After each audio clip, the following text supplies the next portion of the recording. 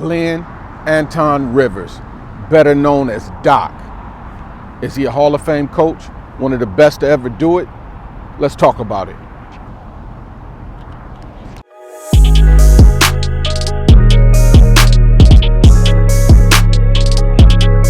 Buckets and boards. Man, I want to come to you guys with a quick video. This one is a little funny for me because I have to be honest and say Doc Rivers is actually one of my guys, so I'm a little biased towards him. But let's get into it. Doc Rivers started his career off in 1999 as a head coach for the Orlando Magic, and he's been coaching at the highest level for 24 years now.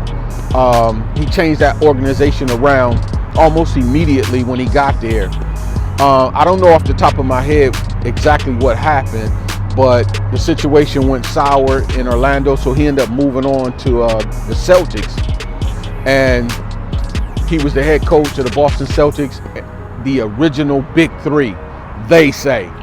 In my opinion, I think the original Big Three is Run TMC in Golden State, but that's a video and a topic for another day. But yeah, so Doc became the head coach of the Boston Celtics, and you know, he had that team clicking.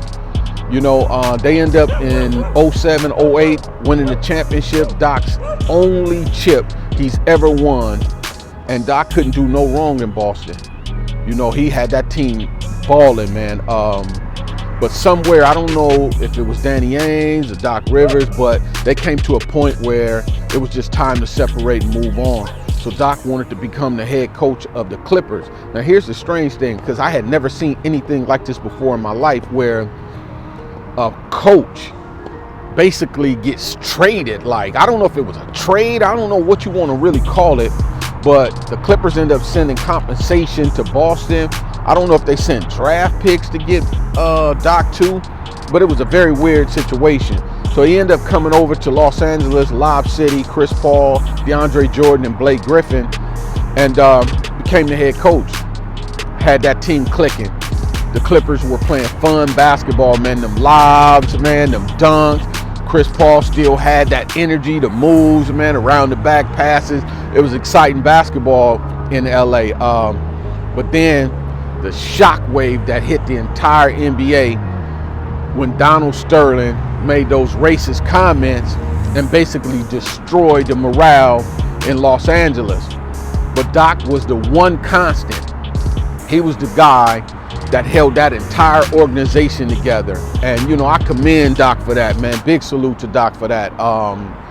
So, you know, Doc had the team clicking. A couple more seasons went by, and you know, the Clippers were doing well, but they got bounced by Houston one year in the playoffs.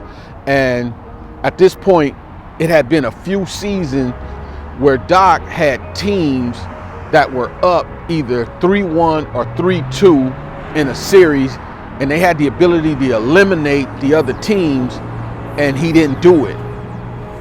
So then that brings Doc to the bubble year. And the same thing happened again with the Denver Nuggets. Doc's team was up 3-1, and he allowed Denver to come all the way back and bounce his teams. He didn't make any adjustments. He stuck with Montrezl Harrell to a fault. I think Doc's a very loyal guy. When he gets stuck, you know, into just liking a guy's style of play, he stays with that guy almost to a fault. And he did that with Montrezl Harrell. Don't get me wrong, I'm not blaming everything on Montrez, but the Joker was actually cooking him, and he wouldn't make any adjustments. And yeah, of course, PG didn't play well. Kawhi didn't play well in that series too. So it's a collective effort, you know, in terms of that loss. But over and over again, we see the same thing with Doc. And it actually happened again this year with the 76ers. Doc had Boston on their heels. He was up 3-2. All he needed was one win to get rid of Boston and move on to the Eastern Conference Finals. And it happened again. Don't get me wrong. Jason Tatum was an absolute monster. He played the style of basketball, man, that the greats played, like Jordan, Kobe, and he finished Doc's team off.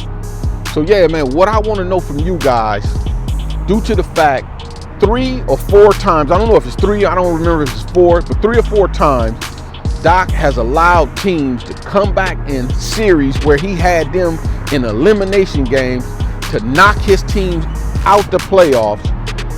And, unfortunately, I just want to know, do you guys think Doc is a Hall of Fame coach, or you believe he shouldn't make it at all? Like I said again, man, Doc is one of my guys, man. But if I had to give my opinion, I think the game is a little bit different now than when Doc started his career 24 years ago. And I think it's time for him to move on. He's made all the money in the world with the Clippers, then with the 76ers. He got enough, man, to go fishing for the rest of his life, play golf or whatever. But I think the game is different now.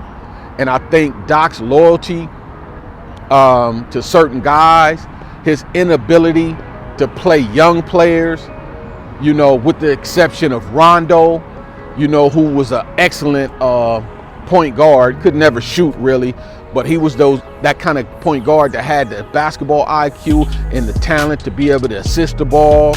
And then the other guy that comes to mind is Shea Alexander.